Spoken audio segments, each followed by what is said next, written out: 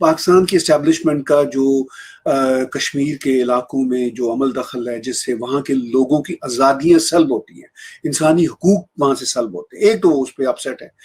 دوسرا وہ دیکھتے ہیں بارڈر کے اس پار، یعنی ایل او سی کے اس پار، خاص طور پر آرٹیکل 370 اور 35A کی ایبروگیشن کے بعد ہم 2 سالوں میں واضح طور پر دیکھ رہے ہیں کہ وہاں پہ وائلنس کتنا کم ہوا ہے. ٹھیک ہے، ملیٹنسی ابھی بھی ہوتی ہے، ٹیررزم ہوتی ہے، وہ ظاہر ہے وہ بھی کوئی 40-50 سال کے بیج لگے ہوئے ہیں، تو راتوں رات تو اکھڑ نہیں سکتے ان کے پودے، لیکن بہت کم ہو گئی ہے. آپ دیکھ لیجیے اس سے پہلے وہاں پہ جموں کشمیر سری نگر پہ ہمیں ہر روز ہڑتالوں کی خبریں 2 سال پہلے تک آتی تھی.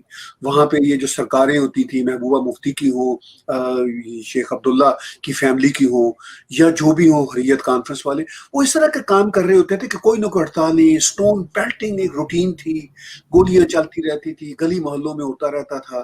89 کا جو ہندو پنڈتوں کا جو ایکسوڈس ہے وہاں سے، جو ان بیچاروں کی جو مار کاٹ ہوئی اور جس طرح ان کو نکالا گیا، وہ ہم سب کے سامنے ہے. تو اب آپ دیکھ لیجیے 2 سالوں بعد سٹون پیلٹنگ کے واقعات آلموسٹ نہ ہونے کے برابر ہیں. ہڑتالیں کوئی ایک آدھ کی خبر آئی، کوئی نہ ہونے کے برابر ہے. شروع میں پاکستان نے انٹرنیشنل کمیونٹی کو یہ کہنے کی کوشش کی جی وہ لاک ڈاؤن کیا ہے انہوں نے، حالانکہ بھی وہ کووڈ شروع نہیں ہوا تھا، اور یہ 5 اگست 2019 کی بات ہے. تو انہوں نے کہا لاک ڈاؤن شروع ہے، پتہ نہیں عمران خان کے آن ریکارڈ ہے اسٹیٹمنٹ، خون کی ندیاں بہہ رہی ہیں، فلاں ہے ڈیم ہے. تو پوری دنیا حیران ہوتی ہے کہ یہ شخص کس دنیا میں رہتا ہے.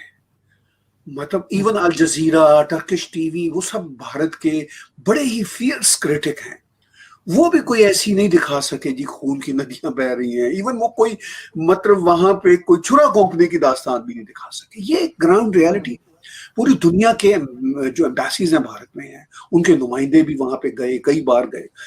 اور نمائندوں کو چھوڑیے، آج کے یہ سیل فون کے زمانے میں ہم جیتے ہیں، رپورٹر کی بھی ضرورت نہیں، الجزیرہ کی بھی ضرورت نہیں، BBC کی بھی ضرورت نہیں.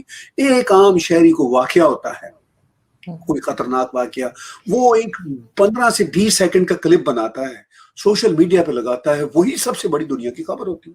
کوئی ایسی خبر نہیں آئی.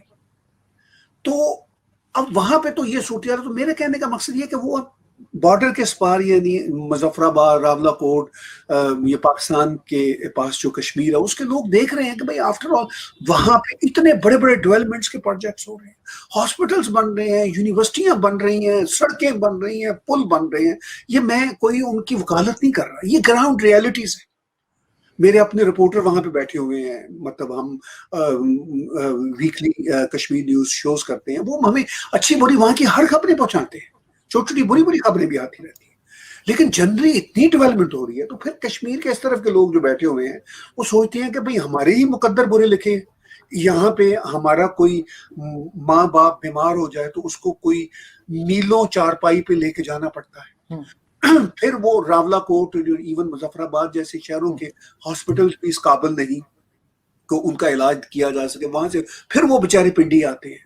تو پھر ایک ظاہر ہے ان لوگوں میں یہ احساس تو بڑھے گا کہ ایک تو ہمارے اندر پاکستان کی اسٹیبلشمنٹ کی انٹرفیرنس نہ ختم ہونے والی ہے، اور دوسرا جو دوسری طرف ہے چند کلومیٹر پار کے اس طرف کا جو کشمیر ہے، وہاں پہ اتنا کچھ ہو رہا ہے. وہ کہتے ہیں پھر ہم اپنا مقدر بدلیں، اسی لیے وہ آزادی کے نعرے بھی لگاتے ہیں. سر آج ہمارے ٹی وی چینلز پہ، اسپیشلی جو بڑے چینلز ہیں، وہاں میں نیوز دیکھ رہی تھی، تو اس پہ بتایا جا رہا تھا کہ جی بھارت نے ایک آرٹیفیشل طریقے سے یہ خبر پھیلائی ہوئی ہے کہ وہاں پہ بڑا امن ہے، سب کچھ ٹھیک چل رہا ہے، اور ساتھ ہی ساتھ ایک کشمیر پریمیئر لیگ کر کے بھی ایک کرکٹ میچز کا کچھ چل رہا ہے، تو اس کے اوپر بھی انہوں نے کہا کہ جی اس سے بھارت بڑا پریشان ہے اور وہ اس کے خلاف سازش کر رہا ہے، وہ خوش نہیں ہے. یہ کہاں سے نیوز لے کر آتے ہیں؟ یہ سورسز کہاں سے ان کے پاس ہیں؟ اور یہ مطلب کیا آپ کہیں گے اس پہ؟ دیکھیے کشمیر کے اس پار، یعنی یہ اپنے کشمیر کو کراس کر کے اس پار تو یہ رپورٹر جاتے نہیں ہیں، وہاں سے تو یہ خبر لاتے نہیں ہیں، ریومر پھیلاتے ہیں. لیکن جو پاکستان کے اندر یہ خبریں پھیلاتے ہیں، یعنی جو پاکستان میں نہیں ہو رہا یا جو ہو رہا ہے اس کو چھپانا، جو نہیں ہو رہا اس کو بتانا، وہ کرتے رہتے ہیں. تو آپ کو مجھے حیرت نہیں ہونی چاہیے کہ یہ خبریں کہاں سے لاتے ہیں. یہ خبریں وہیں سے لاتے ہیں جہاں سے کشمیر کا کاروبار چل رہا ہے، جس طرح اسٹیبلشمنٹ ان کو ڈکٹیٹ کرتی ہے، یہ اپنی خبریں لاتے ہیں.